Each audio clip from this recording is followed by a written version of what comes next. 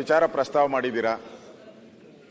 ರೈತರ ಒಂದು ಅವಮಾನ ಆಗಿರತಕ್ಕಂಥ ಒಂದು ಸ್ಥಿತಿಯನ್ನ ಇವತ್ತ ನಾವು ನೋಡ್ತಾ ಇಲ್ಲ. ಬಹಳ ಬಾರಿ ಈ ಸದನದಲ್ಲಿ ಇದು ಚರ್ಚೆ ಆಗಿದೆ, ಒಂದಲ್ಲ 16 ಬಾರಿ ಚರ್ಚೆ ಆಗಿದೆ ಇದು. ಆದ್ರೆ ಚರ್ಚೆ ಆಗುತ್ತೆ, ಇಲ್ಲಿ ಚರ್ಚೆ ಆಗುತ್ತೆ. ನಮ್ಮ ಬಾಯಲ್ಲಿ ಈಗ ನಮ್ಮ ಬಿಪ್ಪು ಅಶೋಕ್ ಅವರು ಏನೇನು ಮಾತಾಡ್ಬೇಕಲ್ಲ ತೀಟೆ ತೀರ್ಸ್ಕೊಂಡ್ರು. ರಿಸಲ್ಟ್ ಏನು?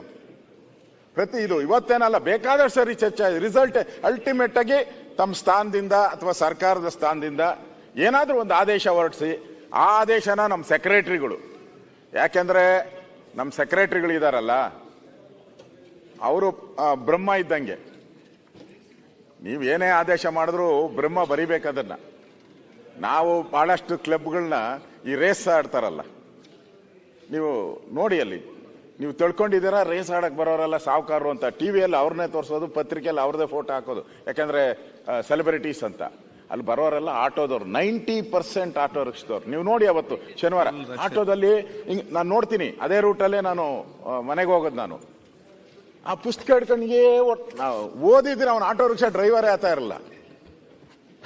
ಕರೆಕ್ಟಾಗಿ ಓದಿದ್ರೆ ಆಟೋ ರಿಕ್ಷಾ ಹಿಂಗೇ ಹಿಡ್ಕೊಂಡು ಹೋಗ್ತಾನೆ, ಸೋತಿರ್ತಾನೆ, ಹಿಂಗೆ ತಲೆ ಕೆರ್ಕೊಂಡು ಓದ್ತಾ ಇರ್ತಾನೆ. ಒಂದು 1000-2000 ಆಟೋ ಬರುತ್ತೆ.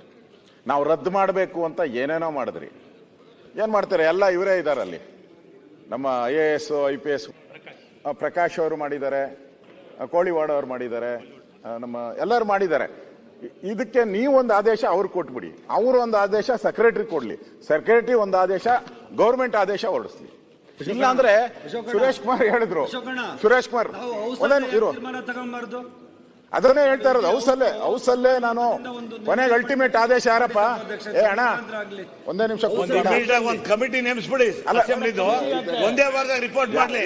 ಸ್ವತಂತ್ರ ಪತ್ರಿಕೋದ್ಯಮ ಇಂದಿನ ತುರ್ತು, ಅದನ್ನ ವಾರ್ತಾ ಭಾರತಿ ಮಾಡ್ತಾ ಇದೆ. ನಮ್ಮ ಚಾನೆಲ್ ಅನ್ನ ಸಬ್ಸ್ಕ್ರೈಬ್ ಮಾಡೋದ್ರ ಜೊತೆಗೆ ಬೆಲ್ ಐಕಾನ್ ಒತ್ತಿ ನಮ್ಮನ್ನ ಬೆಂಬಲಿಸಿ. ಹಾಗೆ ನಮ್ಮ ಕಾರ್ಯಕ್ರಮಗಳನ್ನ ಲೈಕ್ ಮಾಡಿ, ಕಮೆಂಟ್ ಮಾಡಿ, ಅದನ್ನ ಬೇರೆಯವರಿಗೂ ಕೂಡ ಶೇರ್ ಮಾಡಿ. ಹೀಗೆ ನೀವು ಮಾಡಿದಾಗ ನಮ್ಮ ಚಾನೆಲ್ ಮತ್ತಷ್ಟು ಜನರಿಗೆ ತಲುಪತ್ತೆ, ಆ ಮೂಲಕ ನಮಗೆ ಸಹಕಾರ ಆಗುತ್ತೆ.